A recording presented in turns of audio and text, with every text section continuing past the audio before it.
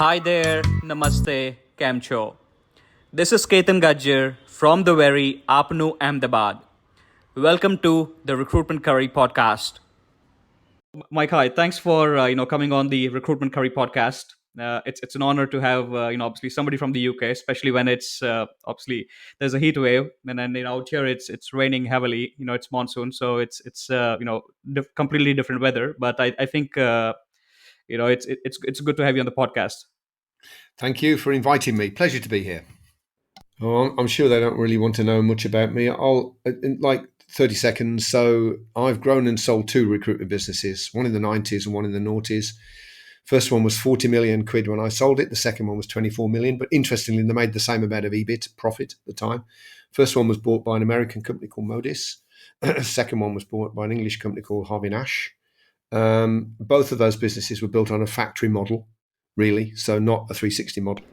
And both of them were successful. And really, I think the key, certainly to the first one, which I was more involved with than the second one, we really did nail client care. That's a big thing for us, and this machine to win new clients. If you've got those two things in place and something to hold on to your staff, you're not going to too far adrift. So all of my work really is around that, building scalable businesses, particularly cash cow lifestyle businesses where you make the focus is profit, not growth.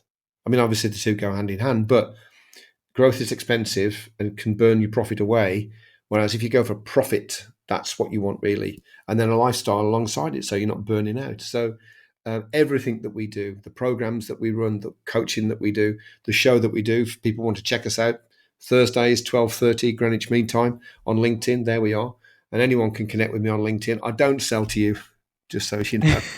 We don't sell to anybody. People buy from us. It's a different approach. But I think that my mission, if I had one, is for people that own a recruitment business to have the income, the freedom, and ultimately the wealth that they set out to achieve, and not many people do. Thank you. So Mike, given the weather, obviously there is a lot of discussions around the downturn, the recession, and then you also hear that there's a lot of demand. And then, given this situation, what we want to talk about today, or what we want to talk from an expert like yourself, is what are the signs that the recruitment agencies should look out for, in terms of the recession, and then two is what are the best practices they should start sort of follow on with effect to be prepared in case there's a downturn, so that they don't have to sort of literally scout for jobs. Okay, that's a lot to cover, a lot to unpack there, Ketan. I think let's talk about the signs to begin with. The obvious sign is you get less requirements, but that's a bit late. That comes further down the line when the requirements start to dry up a little bit. There are signs that you can look for before that happens. So one thing is that clients will postpone a piece of work that they were definitely going to do. And that could be an assignment to hire someone, or it could be a project, which means they're going to need to hire some people later down the line. And you see it very often, the conversation will be along the lines of, yeah, we're definitely going to do that, but we're just going to wait for a month or two before we kick that project off. Or we're not going to hire someone right now. We're just going to wait a bit and see how that kind of pans out, really. So, or talk around, yeah, we're just looking internally to see if we can reorganize things a little bit. Basically, what they're saying is we're not confident. And because we're not confident, we're just going to hold fire a little bit. So that kind of language is something that you'll see increasingly coming through, which means there's going to be less requirements at some point. Of course. And like you mentioned that these signs might not be immediate. They sort of come in the near future. So right now Yeah, there's a lot of demand, yeah. that the We did a survey recently of our clients, and I think a third of people were seeing a downturn, not significant, but a downturn. I think it as something I can't remember the exact figures, but it's about a third. I think 35%. And then there was a contingent which was about 20% who'd said, "Well, it's actually gone up," and the rest were pretty much plain sailing. I think if I did that survey again today, that you'd find the number of people that thought the market was slowing down will have gone up, because that's anecdotal. Unlike that, was a survey we ran. Now I just talk to people, and just the general messages. It's just slowing down a little bit. There's less vacancies coming through. There's less urgency about the vacancies that are coming through. Urgency tends to equate to growth. Need someone, get me someone now. If it's not that kind of language, then it probably means that actually they're not. If you find someone, that's great, or we've got some time on this. So, but I think that's starting to happen now in the UK. Probably in some sectors more than others, but it certainly is starting to creep in, I think. Sure. And then what? So when we are talking about the signs, these signs and this information, comes from various channels, and one of the channels is candidates as well. Yeah, that's absolutely true. If you speak to your candidates, and I'm sure your listeners would ask, what else are you being put forward to for all sorts of reasons. If your candidates are not being put forward to as many roles, then chances are, and again, there's less out there. I mean, I think the signs, once you look for them, if you look, they're pretty obvious. It's about activity.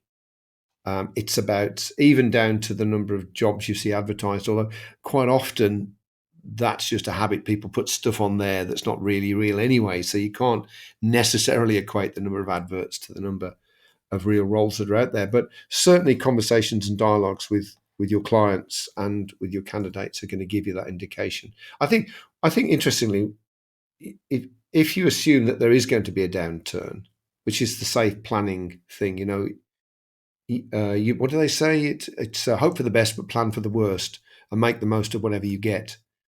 And I think right now we're hoping for the best, excuse me, but we are planning for the worst.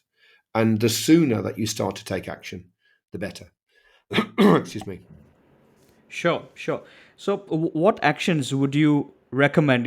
Agencies, and then especially the ones that are mid-sized. They take right now in order to develop a good pipeline of clients.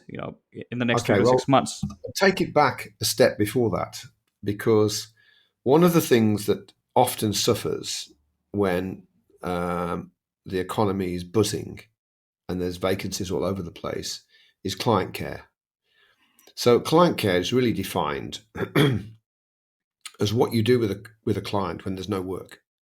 So everybody talks to clients when they think there's going to be some work to get the vacancy or to manage the vacancy or whatever. And that's obviously natural. And if you've got clients that are constantly giving you vacancies, you're talking to them all the time.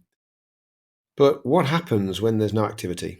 And that's how you define client care. Now, one of the things when there's activity everywhere is people don't spend a lot of time on true client care. We call it apex client care. It's the kind of client care that puts you at the top of the tree in the pecking order. When there's work to be given out, you get it first, right? And so, therefore, people are getting work and they think everything is fine. But here's an interesting thing: when there's a downturn, very often clients will drop some of their suppliers because they don't need them. When times are buoyant, they need as many, or their perception is that they need as many suppliers as they can get to get the coverage, to get the candidates coming in. So they engage with more suppliers. Now, what you need to do is to make sure that you're going to make the cut.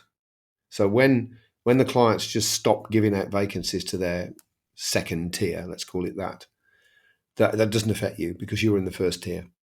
And you don't often know because the vacancies are coming anyway. You can only really find out by engaging with the client right now and asking them the question. If you had to deal with half as many suppliers, half as many agencies, would we be one of those agencies? And very rarely will someone say, "Oh no, you wouldn't make the cut at all." I mean, sometimes they do, but very often they'll hedge their bets a little bit, and it's not a unanimous. Oh yeah, you would be definitely in there.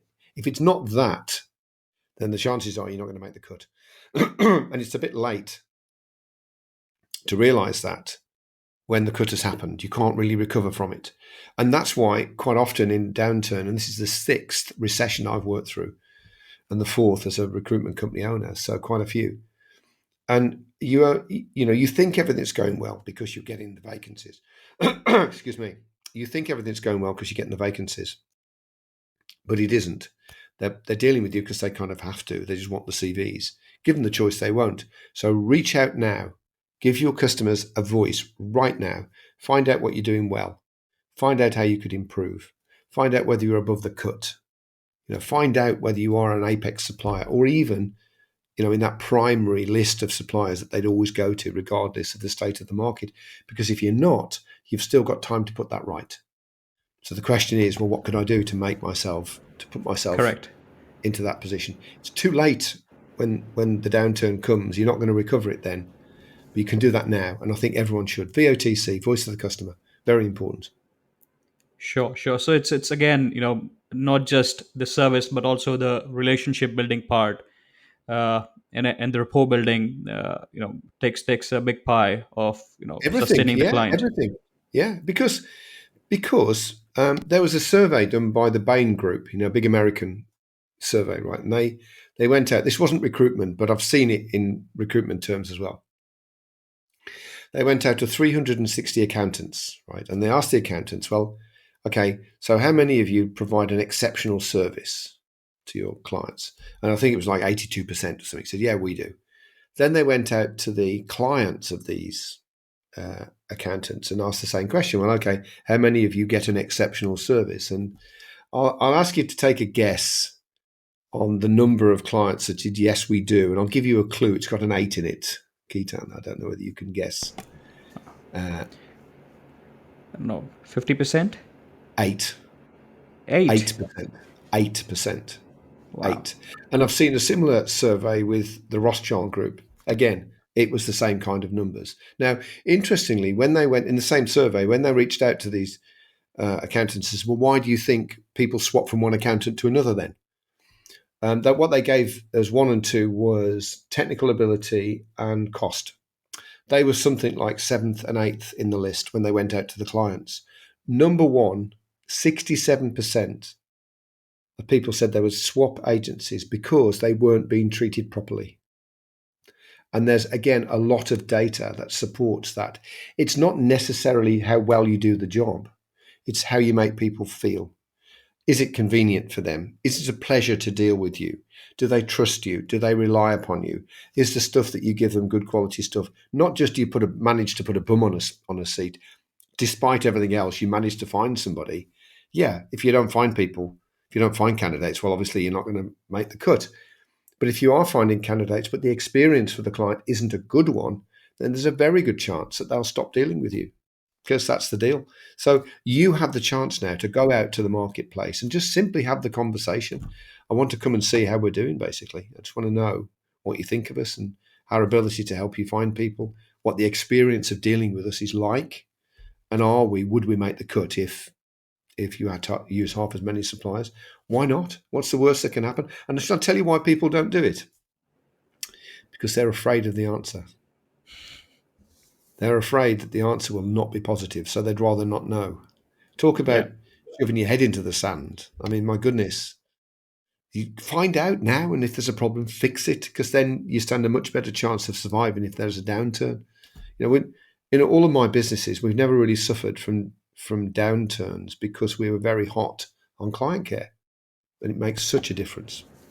Totally, and then I believe that's one thing that I've learned through my career, working with the recruitment industry in the last 18 years, and then even right now, how we manage our clients' relationship is we have weekly review calls with our team members, with our clients, a monthly discussion on Teams, Zoom.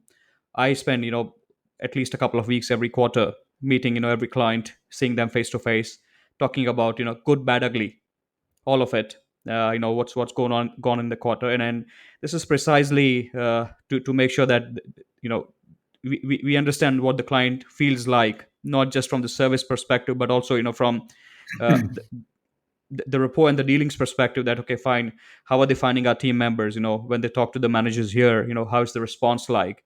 So we are sort of on top of those things over and above just the numbers. It's important to do that. The Americans have a lovely expression. You've got to get off the operational highway and onto the relationship rest area, because it's in the rest area where you're shooting the breeze. You're not talking about work all the time. You actually grow a relationship. And then that's when people open up and begin to tell you what it's really like, because certainly in England, and I'm sure people will be listening to this podcast outside of England, but in England, people don't really like to give bad news. They don't really like to say, well, you're rubbish, aren't you? It's not a nice thing. It's an unpleasant thing. It's an awkward thing for people to say. So they kind of mask it and hedge it. And what you have to do is force people to criticise you. The OTC is about not only giving people permission to criticise you, but actively encouraging them to do so. And as soon as they feel that they can actually say what they think, and the smaller the thing that you ask, the better. The smaller the piece of advice, the better. They think to begin with they've got to come up with a really big improvement or something. No, we don't. We'll take anything that we can get, but really what we're looking for is small things that we can just fix. And I'll give you a tip in how you do that. So if you said, well, okay, just pick something, right? So, okay. So the quality of the CVs, right? So score the quality of our CVs from 1 to 10. 1 being total rubbish, 10 being exactly what we want, right? You just nail it every single time, right? Give me a score. Tell you now, it's going to be between 6 and 9, mostly. The vast majority of answers 6 and 9. So you say they say 7, right? So then you say, well, okay, this is just one thing that we could do which would make that score a 7.25. Using the number in that way, 7.25, or anything with 0.25 added onto it, means that they start to refocus on smaller things, begin to think about small things. It's not, well, yeah, actually, as a matter of fact, your consultant's comments, they're all right, but I just think they're not very personal. I'd really like the consultant to really tell me what they think about the candidate. That would give you a 7.25. Okay, duly noted. And then that can feed back into your business to see whether that's just one person or everybody. So the next time you go out, you can say to them, by the way, our CVs, you've given us an 8, which is great. Do you feel that our consultants' comments are personal enough? Or do you think they're a bit cliched? Well, I'm glad you asked that, actually, Mike. I wasn't going to say anything, but yeah, actually, I think they could be a bit more personal. So you use this questioning to grow an opinion of what you do, which suddenly becomes compelling, and then you can do something about it. Now, we were talking about this off air. Why wait until it's raining before you fix a hole in the roof? You should do it now while the sun's shining. And everybody's got holes in their roofs, because another metaphor is a metaphor, I think, or analogy. A rising tide floats all boats. So we've had a rising tide, so everybody's doing well. You don't speak to anybody now, do you, Keaton, who says, "Oh, I'm not doing so well." Everybody's doing Totally, well, totally, yeah. right? Because it's a big market. Anyone could do well. My mother could do well, and she's 94. So, but I think when the water drops, when the vacancy number reduces, it's a bit late. Then you need to do it now, because not everybody's going to make the cut. It's always the case. It's always the case that some companies will really suffer because they've not taken account of the detail. So my number one recommendation is to do that right now, to start that process today. Ring somebody up and start to ask them about different aspects of your business and get a feel for whether you would make that cut. Because if you do that, you can fix it. Sure. And then really good insight on the improvement, point where you mentioned 7, and what can I do to make it 7.25, bringing out the smaller bits, and then the point you touched on in terms of the feedback, and that's a part of our culture training as well here when we take on new people who have not worked with the UK region. So if the client says it's okay, it's not okay. It doesn't mean it's good. There's a room for improvement, and then you got to probe. Just don't come happily that yes, my client is happy, because they are not. Well, again, that numbers thing, that I was trained in IT years ago in the 80s. That was my background. And when we were talking to users, to get someone to give an opinion on something, if you just ask, well, what's your opinion on this, or what do you think about this, in that kind of very generic way, you're going to get very mushy answers. The trick is to always ask them to score it. So, okay, how do are we doing okay at the moment? Yeah, you're doing okay. Score us between 1 and 10. 1 being you're absolutely rubbish, 10 being it could not be better. That will change the way in which people respond to you. They're much more likely to give you an honest answer if you do that than if you say, yeah, go on, tell me what you really think, because it's a weird thing. They're just giving you a number. So not criticism in their heads, just a number. And then you can take from what you want from that number. But if they give you a number of like 6, that's like 0, okay? Because 6 to 9 means a 10, really. 6 means a 0, right? So that's how it kind of transposes. If you get less than a 5, you are in big trouble, right? So So yeah, man, you need to deal with It's that. But probably the last meeting. yeah, it is the last meeting, right? So you need to kind of understand once you get that number, then you've got something to dig away with. Okay, six. That's better than five, but clearly that's not where we want it to be. And then you can have a real discussion. Can I ask you why that is, or if I touch on a few points of our service, maybe you could kind of drill down for me on that. It gives you the edge, but you can't get your account managers to do this because you're asking, well, turkeys to give a judgment on Christmas, really. So you have to have a separate function that does it, or somebody within the business that's not directly related to it, because the person you're speaking to is much more likely to be honest. They're not. It's difficult to say, well, what do you think of my service? Well, it's rubbish, isn't it? I mean, that's harsh, right? Whereas someone else says, well, I gather you use. Let me have a quick look. Oh yeah, you use Mike Ames. Can you give me a score out of 10 for him? Whatever. So yeah, I can actually. It's a six. Well, that's interesting. Why is that a six, right? So I think it's really important to get someone else to do it. And the other thing is when you're doing these things, is you can't push back. You can't explain anything, even if you know they're wrong. Even if you know that they've what just said is wrong, you cannot push back. You cannot criticise. You can clarify. Let me understand that a little bit more. But you can't push back and say, well, actually, that's not true what you've just said, because all that will do is close them down. You've managed to open them up. You've opened the doors. This information is starting to come out, and then you slam it shut by basically pushing back too hard. So if they've got something they've said that you know is wrong, then what you say is, well, okay, that sounds interesting. I'm going to need to look into that. So can I take that down, look into that, and get back to you on it? And then you can push back later, but not in the call. And if you get a person who's not directly related to the delivery of the service doing it, and if you train them not to push back, if you train them to just absorb information and clarify information, and then bring it together and analyze that information, that will tell you everything that you need, as It's opposed like to. a quality department, isn't it? Who is not emotionally invested into the service on a day-to-day basis. But their job is to find out where can they improve, where can the business improve, and retain the clients. Yeah, it's true. Any quality department really is made up of two aspects. One is about efficiency. How well are you doing what you do? And the other one is quality through the eyes of the client. How well does the client think you've done? So I don't care what the numbers are. You could have hit all your service level agreement, right, metrics. But if the client doesn't like you, then we're failing. We are failing. And so therefore, you've got those two elements. Now, your CRM system will probably give you all the data that you need about how efficient you are, probably. Certainly as recruiters, if you use it properly, it's going to give you all the KPIs and all the metrics that you need. But what's lacking is then translating that into how good you're delivering the service. And it's only half the story. You need to go out further and then engage with your clients. But you know what it's like? People are paid by the end of the month. They're paid by the bums they put on seats. They're not paid to conduct those kind of conversations with people. They're not paid to be in the rest area.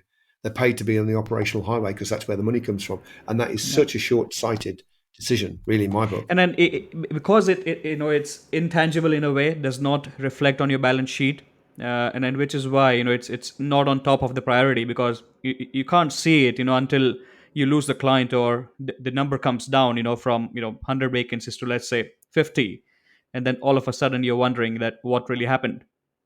Too late then, though, sadly. It's too late. Do it now. Exactly. You're right. There's an immediacy. I mean, it will impact your P&L for sure, but not now. That's the thing. And I think too many recruitment companies are organized about the tyranny of the targets, Yeah. they've got this end of month thing, and that's everything. And really successful businesses have a I suppose a relationship management function, call it what you will, account management, call whatever you want, but they have a facility which looks beyond that.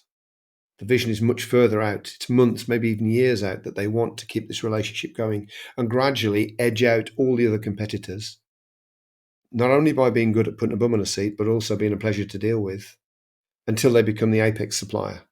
And when you become the apex supplier, everything changes.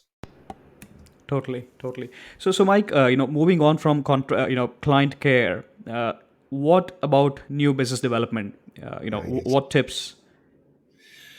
Well, I think we both know that right now there's probably not a lot of need to do business development because it's like falling through the door, isn't it? Really, you're having to Go away. I can't take any more vacancies. Leave me alone, for goodness sake. It Right. is, So yeah.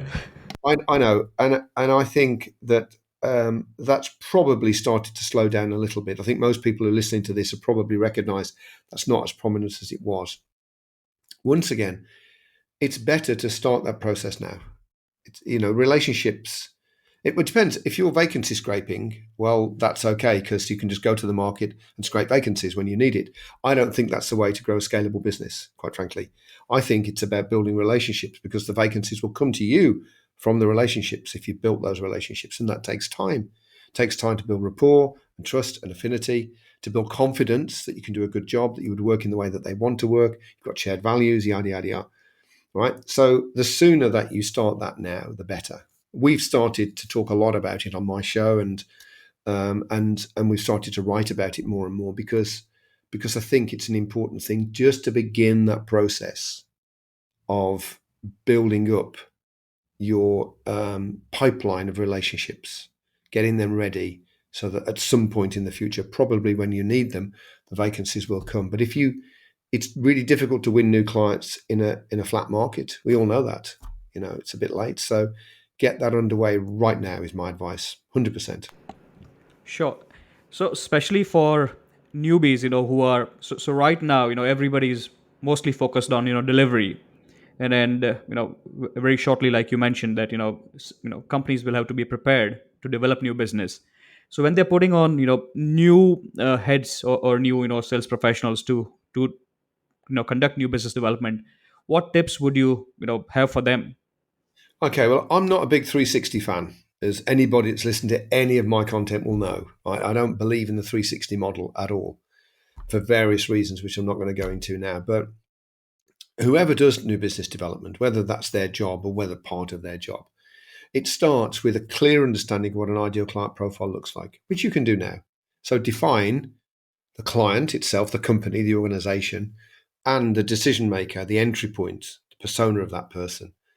If you define both of those, which you can do right now, it doesn't take a lot of time to do it, and you can test it out on your existing clients to make sure it's right, make sure you've got all the criteria in it that you want. That means when you do have somebody who's focused on going out and winning these new clients, they know exactly the type of clients they need to bring in because you've told them in that ICP and that ICP persona, I want these people in these organizations. You can even score them. If you've got criteria, you can weight the criteria out of 100. And therefore, every lead that comes in can have a number between 1 and 100. And if it's below 70, we're just not touching it. Or, okay, if it's above 70, we're really going for it. Between 50 and 70, we will do it if we've got nothing else. And below 50, we're not bothered. So if you wanted to, you could go to that degree. And a lot of people do that because it means that you keep control of the new business development, even if somebody else is doing it for you, because you've told them what to target and you're scoring it. I think that's the first thing. The second thing you can do, which is very easy to do, and you can outsource this, I'm sure your business could do it for people if they wanted it to, is you can draw up a list of targets. You can do the research, you can map out the market and say, well, okay, so you could get your people to do it themselves or outsource it, as I said. So, okay, go and get me 100 people in companies that look like this. Go away and do that. And if the ICP is strong enough and well defined enough, you'll be able to do it. And you can produce your list. So now you've got the people that you're targeting, you've got a very clear idea of who those people actually are. And then the next thing to do is to start engaging with them. And that's where there's a difference between vacancy scraping, where you're basically just trying to get a vacancy out of them. Not for me, really, unless you really have to, obviously, and then you would do it. But really, what you want to do is understand what people are interested in and then use content to change the narrative away from give me a vacancy and buy from me to, hey, I know you're interested in this subject. Here's something that talks about it, whether that's an event or a podcast like this or a white paper that you've written or a piece of research, blah, blah, blah, whatever. But here's a thing that's going to add value to you. That's how you start a dialogue with these people. And if you do it with 100 people, if your content, if your assets are strong enough, your content assets are strong enough, you go to 100 people, the data seems to suggest about 50% of them just not interested in you at all. That's fine. They've deselected themselves. About 5 to 7% of people will want to talk to you and engage right now, and that could lead to a sale. Where the big money is in what we call the forgotten 45%. They're the people that will talk to you a little bit, engage with you, but it's not the right time for them. And half of them know when it's the right time. So don't ring me now, ring me next January. The other half, just keep in touch. And quite often in 360s, particularly because they're still driven by making money, the forgotten 45% is just left. There's no money there, not interested. I'll chase down the 5%, I'll nail them, and then I'll move on to the next group. Big, big mistake. Because potentially there's 9 times as much money wrapped up in the forgotten 45% of people that just aren't ready to deal with you now as there are in the 5% that are, but they're often forgotten. So if you build a system which makes sure that the forgotten 45% aren't forgotten, you then are ready to build relationships which eventually will turn into streams of vacancies. So you don't need to vacancy scrape anymore. Why am I telling people to do that now? Because it takes time to do that. It's not something that you can do quickly. It takes time to build that, not vast amounts of time, but you need to do it. But once it's done, it's like it's like it's like a license to print money. It's what there's no two ways about it. It really does generate the right kind of clients because you've specified what the clients are. You know exactly what kind of clients you want, and then this machine gets them for you. And I think you should S- start and build that now. You don't need it and right then now, but it's process, isn't it? Like you said, it starts with the ICP, and then that's the sort of root of the quality of your vacancies coming through as well, especially when times are different than what they are.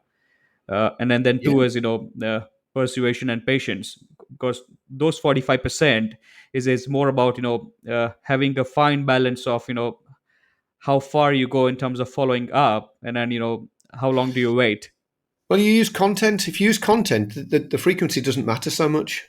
If I had something that you were really interested in now, and I rang you up and said, "Hey, Keaton, that thing you said to me last time? Well, look, we're doing this thing. Would you like to come to it? Or we've just done some research on the space. Do you want me to send through the research finding?" That's not offensive. That's not in your face. I'm doing it for you. I'm not trying to make money out of you. And gradually, we call it putting layers on the relationship bridge. When that bridge is strong enough, you can walk across and get what you want. Or sometimes the client will walk to you and say, "Well, okay, I'm glad you rung, Mike. Actually, we got this thing. Would you like to work on it for us?" So it's about using content to add value and not constantly bringing it back to, "Can we have a deal? Can we have a deal?" Because you're making yourself look transactional, and that's not a nice thing to be in a flat market. I don't think it's particularly attractive in a buoyant market like we've had now, but in a flat market, it's just very, very tacky. Whereas adding value through content every 6, 8 weeks, 10 weeks, if you want, right, is not going to be intrusive. It's not unpleasant. It's not awkward. It's not the same conversation over and over again. Got any vacancies for me? It's not anything like that. But you can sense when it's time to say, "Look, we've been speaking for some time. You came on that thing that we did. You very kindly said some very nice things about this, that, and the other. I'd like an opportunity to talk to you about whether the vacancies that you have we could help with because we've got a flavor of recruitment. Not everybody likes it, but maybe you will." So when it's the right time to have that. We call it a discovery pitch meeting. When it's the right time to have that. But you've been adding content, using content to add value and build that relationship, that trust and confidence all the way through. So it's not a weird conversation. And in many cases, the client will prompt it. The client will say, "Well, tell us a bit about what you do." So the forgotten 45% is dead easy unless it's someone who's very transactional because they want a deal and they'll push the relationship too much and break it. So it's not a good idea, which is why 360 is not a good idea, really, in my humble opinion. Sure, sure. And then, Mike, tell us about obviously your background, something that we should have covered earlier, in the podcast. But if you want to share about your background and your consulting business, and because I see your webinars and podcasts, or rather, literally going live all the time, so it'll help the listeners understand much more in detail. Sure. And just as one last tip, if you were to give to the agencies right now, especially the ones who are living a lifestyle business, and then for the ones who want to develop a lifestyle business, what would that be? Very simple, really.